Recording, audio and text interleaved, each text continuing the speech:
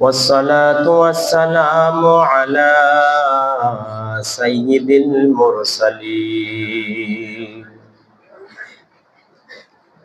وعلى آله وأصحابه أجمعين. أما بعد فأعوذ بالله من الشيطان الرجيم. بسم الله الرحمن الرحيم. ألا بذكر الله تطمئن القلوب. وقال تعالى: ألا إن أولياء الله لا خوف عليهم ولا هم يحزنون. قال رسول الله صلى الله عليه وسلم: الكيس من دان نفسه وعمل لما بعد الموت، والآزز من اتبع نفسه هواها وتمنى على الله. اللهم صل على سيدنا ونبينا وشفيعنا وحبيبنا ومولانا محمد صلى الله عليه وعلى آله وأصحابه وبارك وسلم. اللهم صل على سيدنا ونبينا وشفيعنا وحبيبنا وطبيبنا ومولانا محمد صلى الله عليه وعلى آله وأصحابه وبارك وسلم. اللهم طهر قلبي عن غيرك ونور قلبي بنور معرفتك أبدا يا الله يا الله. الله حاضري الله ناظري الله شاهدي الله معي لا إله إلا الله لا إله إلا الله لا إله إلا الله لا إله إلا الله. تو خداوند یمینی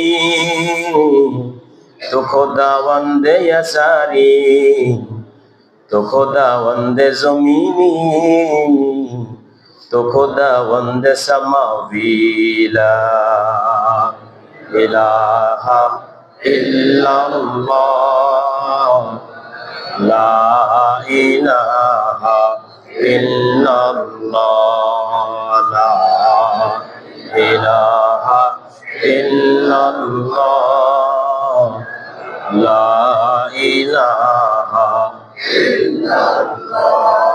جو تم میرا تو سب میرا فلک میرا زمین میری. اگر کہ تو نہیں میرا تو کوئی شيء نہیں میری. لا الہ الا اللہ لا الہ الا اللہ لا الہ الا اللہ.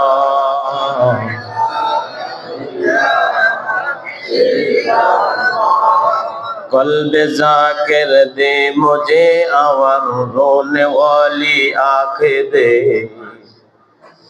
कल्ब जाकर दे मुझे और रोने वाली आंखें दे, ताकि मैं रोते रहो तेरे रजा की वास्ते।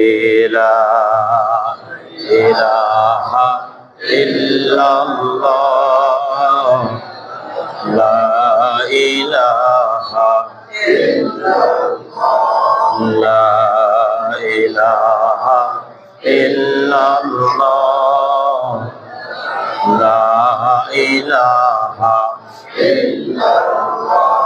अल्लाह अल्लाह क्या मुबारक नामे है, अल्लाह अल्लाह आशिकों का काम है। ला इलाहा इल्लल्लाह,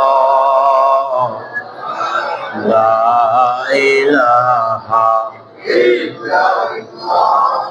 ला इलाहा इल्लल्लाह,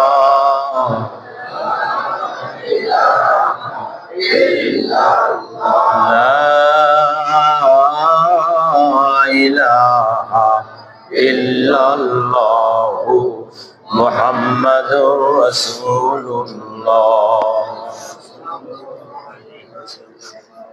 अल्हम्दुलिल्लाह। बोलें अल्लाह मेरा है,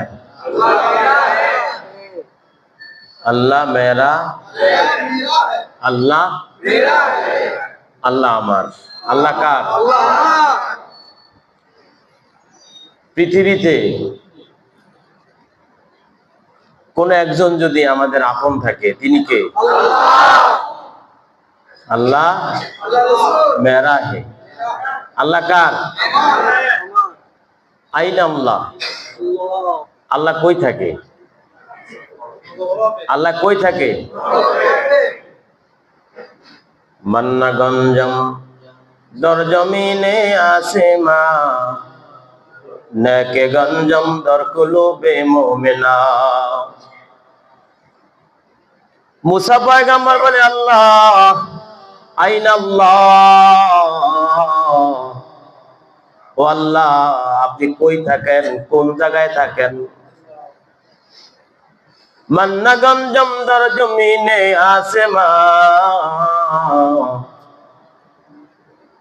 নেকে গঞ্জম দর কুলুবে মুমিনা।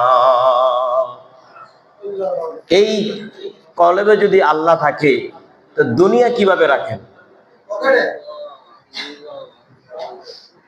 আল্লাহ যদি কলবে থাকে এই কলবে দুনিয়া রাখা যাবে? বলেন দুনিয়া পকেটে, আল্লাহ কলবে। বলেন দুনিয়া আল্লাহ, তাহলে আপনি মানুষ। যদি কলবে আল্লাহকে বাদ দিয়া গায়রুল্লাহকে ঢুকান তা আপনার জীবন শেষ, আপনার জীবন শেষ। जलूंगा जलाऊंगा एक सारे जहां को, जलूंगा जलाऊंगा एक सारे जहां को, ज़मी को ज़मा को मुकी को मुका को, बनूंगा बनाऊंगा, আমি বনবো দুনিয়ার মানুষকে বানাই দিব। আমি আল্লাহর মহব্বতে জ্বলবো, দুনিয়ার মানুষকে মহব্বতে জ্বালাই দিব।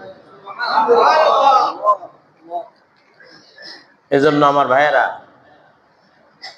আল্লাহ আমাদের সবচেয়ে আপন।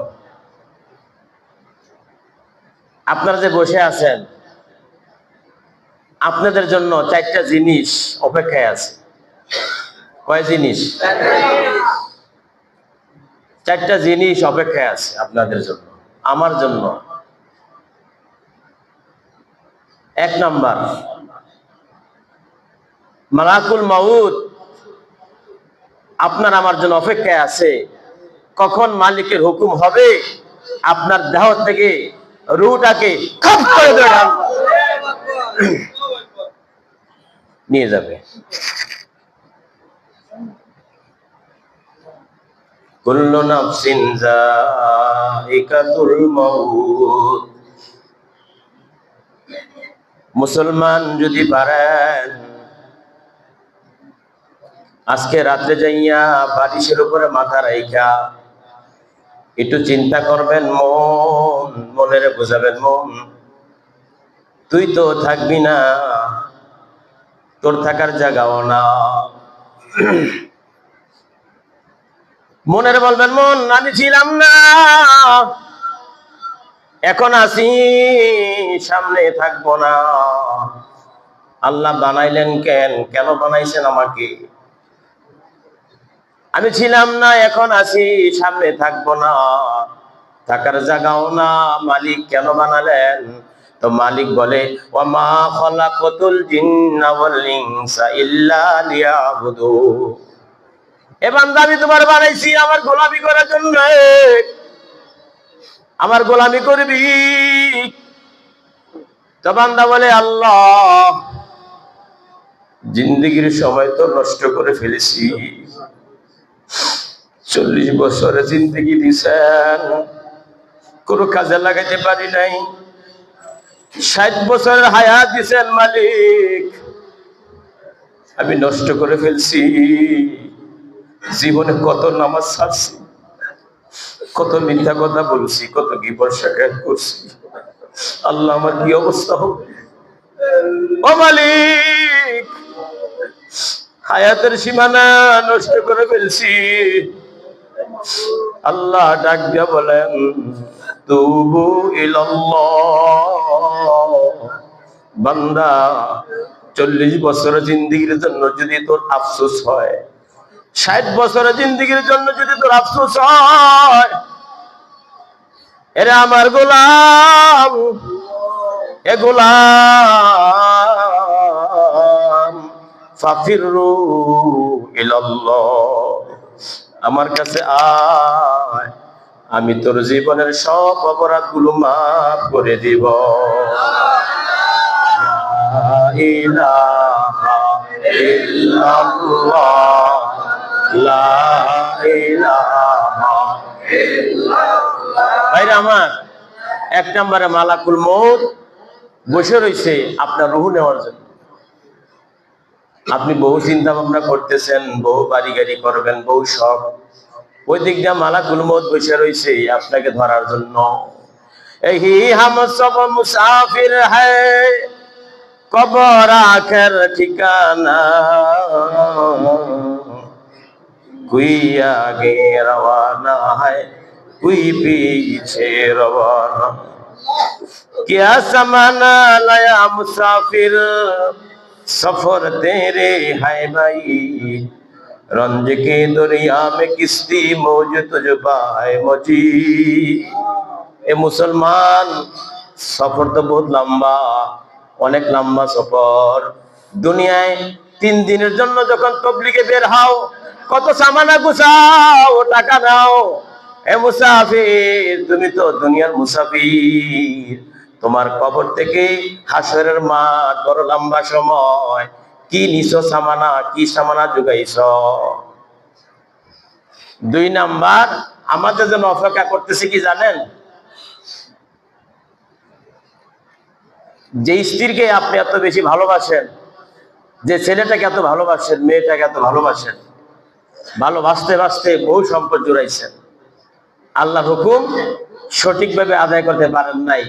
ছেলে মেয়ের ভবিষ্যতের জন্য বাড়ি গাড়ি করছেন, জমি জমা করছেন।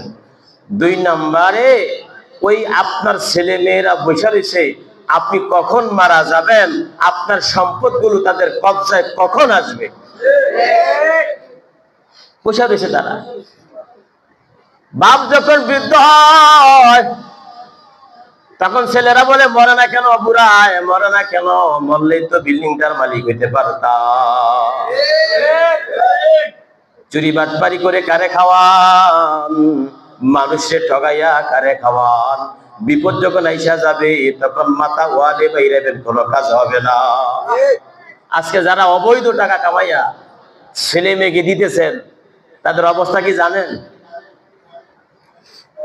একজনের পকেট থেকে এক লোক 500 টাকা চুরি করছে, চুরি করে আইনা স্ত্রীর কাছে দিলেন, তুমি এটাতে বাজার টাজার করে খাও। ওই লোক যার টাকা চুরি করছে সে কেমনে কেমনে খবর পাইয়া এরা ধরছে, ধরে ভাইজা ফেলছে, এখন পিটাইতেছে। এই চোর এবং চোর স্ত্রীকে ডাক দিয়ে বলতেছে, টাকাটা দিয়ে দাও, ওরা আমাকে ধরে ফেলছে, আমার বাঁচার উপায় নাই, আমাকে মারতেছে। তো স্ত্রী হাসতেছে, আর সে বাজার সেই টাকা দিয়ে মুরগি কিনছে, গরু কিনছে, খাইতেছে আর হাসতেছে। ছেলের বলে, ছেলে টাকাটা দিয়ে দে, আমাকে মারতেছে। ছেলেও হাসতেছে। টাকা চুরি করছেন আপনি, দিলেন পরিবারকে, তারা খাইতেছে হাসতেছে, আপনি মাইর খাইতেছেন।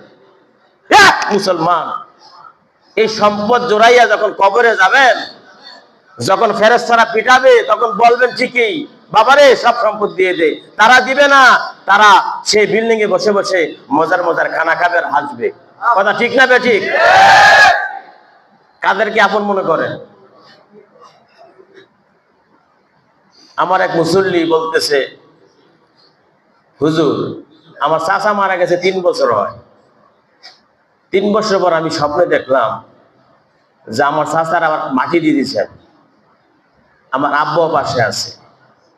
তো মাটি দিয়ে ওঠার সময় আমার চাচা তো মারা গেছে, কিন্তু হাত দুইটা বাইর করে আমার পায়ে ধরে ফেলছে। আমি বললাম, চাচা, আমি কান্না শুরু করছি, চাচা আমার পাও ছাড়েন, আমার পাও কেন ধরছেন? তো বলতেছে, কিছুই বলে না।